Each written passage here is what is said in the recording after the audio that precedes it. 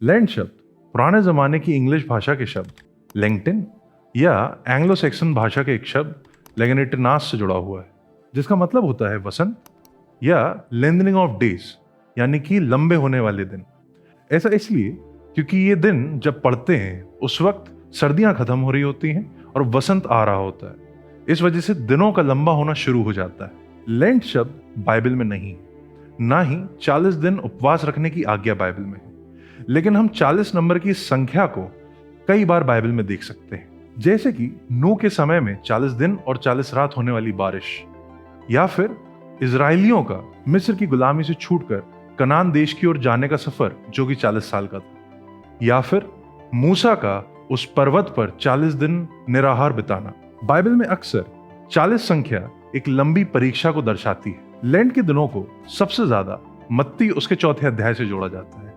ऐसा इसलिए क्योंकि वहां पर यीशु मसीह ने अपनी सेवकाई को शुरू करने और बपतिस्मा लेने से पहले 40 दिन परीक्षा में और भूखे पेट रहकर बिताए थे। लेंट का सबसे पुराना जिक्र हम 4वीं सदी के आसपास देख सकते हैं। उस समय यह प्रथा थी कि जो नए विश्वासी थे उन्हें अपने विश्वास में बपतिस्मा लेने से पहले 40 दिन कठोर त्याग में रहकर गुजारने होते हैं, ताकि जैसा यीशु ने किया वो भी कर सकें और अपने आप को अपने नए जीवन के लिए तैयार कर सकें। कई लोग ऐसे भी थे जिनको उस समय कई बार पाप करने के कारण चर्च से हटा दिया जाता था, और जब उन्हें दोबारा जुड़ना हो या वो अपने पापों का पश्चाताप करने के लिए तैयार हों तो उन्हें भी इन्हीं 40 दिनों से होकर गुजरना होता है, ताकि वो अपने पापों का पश्चाताप करें और फिर से कलीसिया में जोड़े जाएं। धीरे धीरे ये प्रथा हर विश्वासी अपने आत्मिक जीवन और अपने विश्वास की मजबूती के लिए करने लगा। समय के साथ इसके कठोर नियमों को भी हटा दिया गया। तो जैसा कि हम देख सकते हैं, लेंट एक बाइबल की आज्ञा नहीं है,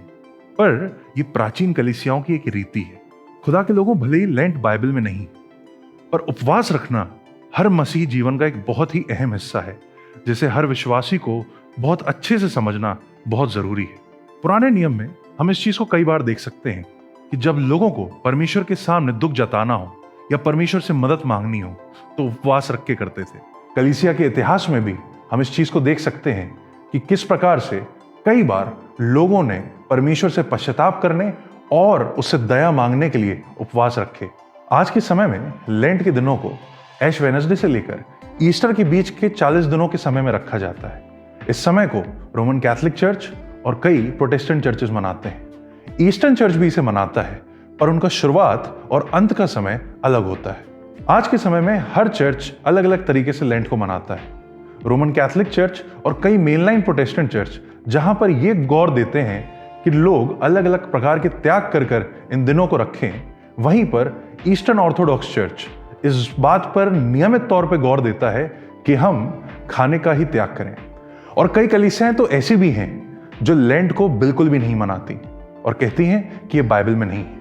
आज के समय में हर विश्वासी अलग अलग रीति से लेंट को रखता है। कई लोग मीट त्याग देते हैं, या कई लोग इन दिनों में सिर्फ एक बार ही खाना खाते हैं। कई लोग तो पानी भी दिन में सिर्फ एक बार ही पीते हैं, और कई तो ऐसे भी हैं जो पानी पीना ही छोड़ देते हैं क्योंकि उन्हें लगता है कि यीशु मसीह ने भी ऐसा ही किया होगा। कई लोग तो इन दिनों में अपने पैसों से गरीबों को खाना और कपड़े बांटते हैं, और इस प्रकार से वो लेंट के दिनों को रखते हैं। नए जमाने के लोग इन दिनों में अक्सर अपने फोन्स और सोशल मीडिया को छोड़ देते हैं। लोग अपना नशा भी छोड़ने की कोशिश करते हैं ताकि वो इन दिनों को परमेश्वर के साथ वक्त बिताकर गुजार सकें। कई कलीसियाओं में लोग एक दूसरे के घरों पर मिलकर और प्रार्थना करके, संगति करके भी वक्त गुजारते हैं, इसलिए ताकि वो मिलकर परमेश्वर की आराधना कर सकें और उसके करीब जा सकें। खुदा के लोगों, उपवास करने का तरीका चाहे जो भी हो, पर हमें कुछ खास बातों का ध्यान रखना चाहिए। हमारा उपवास हमारी इच्छाओं पर कंट्रोल करने और परमेश्वर के करीब जाने का एक जरिया हो, पर हमें कुछ ऐसा भी नहीं करना है जिससे हमारे स्वास्थ्य को हानि पहुंचे। कई लोग उपवास करने को परमेश्वर से आशीषें मांगने की एक चाबी समझ लेते हैं और इस मनसा से उपवास रखते हैं कि परमेश्वर उन्हें उनके उपवास के कारण उनकी मन की सारी चीजें दे देगा। या कई लोग इसलिए भी उपवास रखते हैं ताकि वो अपने लोगों के बीच में अपने आप को धर्मी दिखा सकें। और खुदा के लोगों, वचन इस बात को बहुत अच्छे से बताता है कि हम किसी भी रीति से धार्मिकता कमा नहीं सकते, बल्कि वो तो परमेश्वर की ओर से हमें मुफ्त में मिलती है। खुदा के लोगों, परमेश्वर से आशीष मांगना गलत नहीं, पर लालच करके उपवास रखना बहुत गलत है। खुदा के लोगों, यीशु मसीह इस बात को सिखाते हैं कि जब हम उपवास रखें तो हम दिखाने के लिए ना करें, बल्कि गुप्त में अपने परमेश्वर के सामने ही उपवास करें। उपवास करना हर एक विश्वासी जीवन के लिए बहुत ज़रूरी है। ये ज़रूरी है कि हम अपने परमेश्वर के करीब आकर अपने पापों को पश्चाताप करें और कोशिश करें कि हम अपनी सारी बुरी आदतों को छोड़ दें और अपने जीवन को एक अच्छे जीवन की तरह बिताने का प्रयास कर सकें, उसकी मृत्यु को याद करें और उसके जी उठने के आनंद को मना सकें। पर खुदा के लोगों, ये बातें केवल लेंट तक सीमित रहने वाली बातें नहीं हैं, बल्कि ये तो हमारे हर रोज के जीवन में याद करने और मनाने वाली बातें हैं।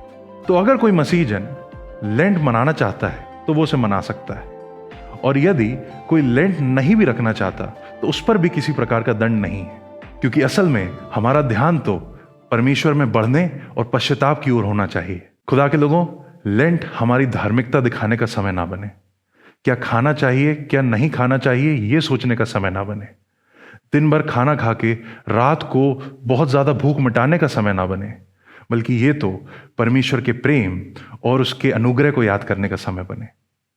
मैं आशा करता हूं आपको इस वीडियो से जरूर कुछ सीखने को मिला होगा।